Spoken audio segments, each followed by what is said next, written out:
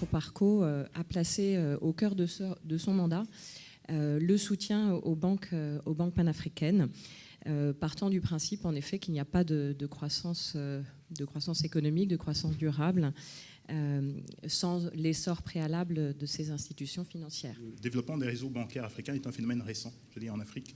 C'est vraiment un phénomène qui, effectivement, date des années 90. Comme on disait, Ecobank, qui est la banque pionnière, date de 1985.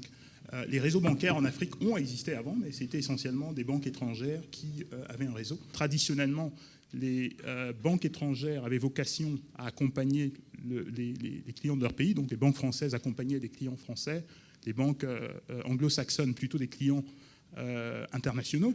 Je pense que la nouveauté aujourd'hui, c'est que ces réseaux aujourd'hui soutiennent des champions locaux. I&M basically in 2003 did a merger with one of its associates, which was called Biashara Bank of Kenya.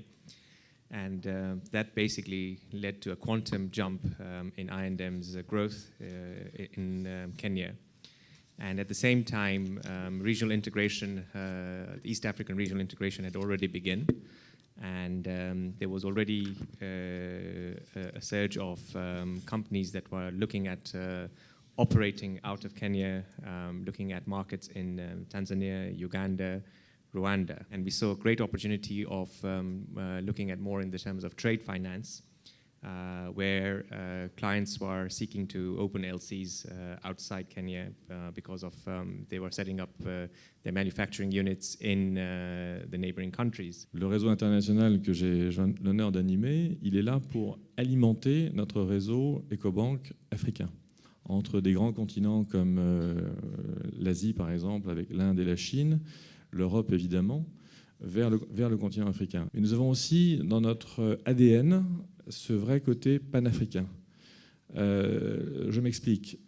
Il n'est pas question pour nous d'entrer sur un marché et d'arrêter une expansion si, par malheur, les événements géopolitiques viennent subitement poser un certain nombre de soucis. Je pense à la Côte d'Ivoire l'année dernière, je pense au Mali aujourd'hui.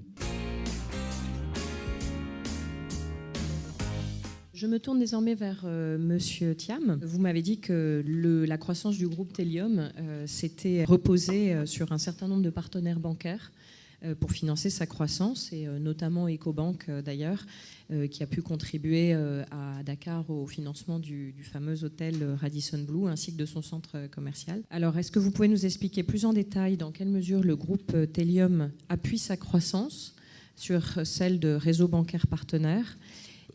Le groupe Telium a décidé d'investir résolument dans le secteur immobilier et dans le secteur hôtelier. Nous envisageons d'être présents dans 13 pays, 14 hôtels, 2070 chambres. L'investissement est important, plus de 200 millions, 250 millions. La meilleure manière de les avoir, c'est de ne pas dupliquer, je dirais, 14 pays par 14 banques ou 28 banques. La meilleure réponse possible, celle que nous recherchons, c'est la réponse que les banques sous-régionales peuvent apporter à un groupe comme le nôtre. Par contre, à mon avis, il y a encore beaucoup de chemin à faire. Les fonctions qui ont été centralisées ont été prioritairement données à la fonction du risque, parfois à la fonction des ressources humaines, de plus en plus aussi pour les nouveaux groupes à la fonction, je dirais, du branding, de la commercialisation, de l'image de groupes africains, moins sur la fonction commerciale. C'est un domaine dans lequel, en tant que client, les groupes bancaires sous-régionaux devraient faire des efforts. Je m'interroge souvent sur finalement la pertinence de l'essor de ces réseaux, parce qu'en fait, quand vous regardez le principal motif de cette expansion, normalement, devrait être les flux de commerce.